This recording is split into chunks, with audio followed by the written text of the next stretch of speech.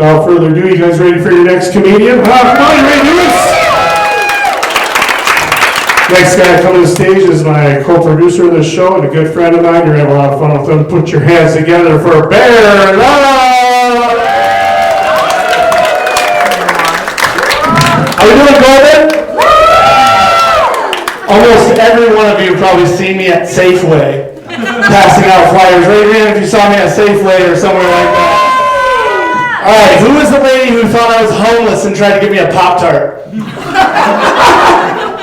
That was adorable. It took everything not to take the Pop-Tart. I was hungry. So my name is Bear. I've always been called Bear. My dad loves to remind me I named you that, not the hippies. So, but my friend, he was raised by his hippie parents. And basically, it's a little difficult to be a rebel when you have parents that are hippies. How do you rebel when your parents are hippies, right?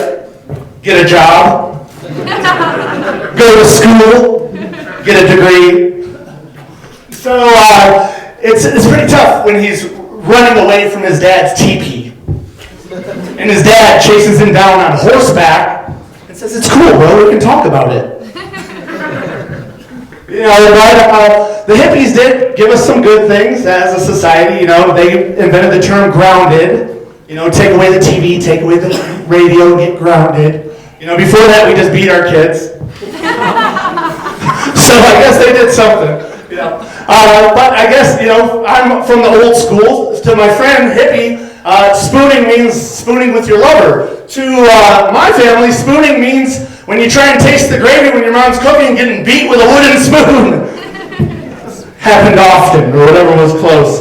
So, my name is Bear. I got a little gray in my beard, and I just started comedy. So some people are saying that I'm going through a midlife crisis. But my generation just doesn't do midlife crisis correctly. Yes. My dad, he bought a Corvette. We don't have Corvette money. So a midlife crisis for my generation looks like buying your whole old Ninja Turtles collection. A midlife crisis for my generation looks like a 28-year-old should be trading recipes with the other moms at school, but instead she's getting her head shaved this weekend. Britney Spears, where's she at? Okay, I'm not picking on the single girls. The single guys, we're not doing the midlife crisis correctly. He should have joined the military 20 years ago, but instead he works at a factory with his dad. His knees aren't there anymore, but you'll find him this weekend at Bass Pro Shop looking for night vision goggles to hunt a deer. Tanner, if you need night vision goggles to hunt a deer, you're not the warrior we need. So I'm not just picking on the singles. The couples, they're not doing this midlife crisis correctly either. All right, you guys met each other in high school. Here in Golden, you literally made out at Lookout Mountain. You know, and now all of a sudden, the last few weeks on Facebook, you're in an open relationship. You guys, you know, went to homecoming king and queen together, and now you're in an open polyamorous relationship. You guys grew old and fat together. Gross! I'm just picking on you. So, obviously, we're hippies. We don't have a lot of kids. You know how adults, they measure their kids' height on the wall as they progress. Hippies, we have a little bit of progress. We measured the length of our hair as the last time we saw a judge. It's been a while. Doing good. So, but sometimes, and you guys legalize pot here in Colorado. Kind of putting me out of a job. And nobody tells you what happened to the weed man, the one that made it out. He delivers pizza now. DoorDash. And these kids with the snowboard racks in their cars, looking like cops, they're slowing down your food, I'm sorry. So, but I used to grow pot here up in the Rockies, high in the Colorado Rockies, double meaning. And we were up there, and we were way up there, out near Coniford, near Deckers, and we're pretty far from the stores, so we ran out of Kool-Aid. It was a tragic thing for the commune. So, but we had a bunch of sugar, because we shop at Costco, And we have a bunch of water. We're in the Rockies by the river, but we're out of Kool-Aid. Now, I had a bunch of people coming through, and all these hippies had left tea up there. Have you ever been so stoned that you guys thought you invented something that you didn't?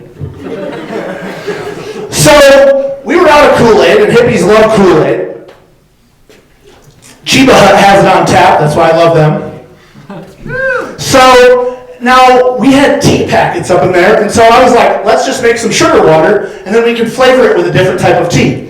And for 3 days, I'm making a different batch, asking my girl, do you want another batch of sugar water tea? Which kind should I make? My friends probably thought there was weed in it, but it was just celestial seasoning, sleepy time. So, for 3 days, just handing out sugar water tea to anybody. Are you part? Do you want some sugar water tea?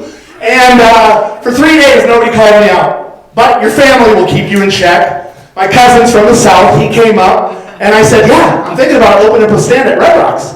He goes, this is good. But Bear, you did not invent sweet tea. Okay, you guys are really fun. Have a good night. I love you.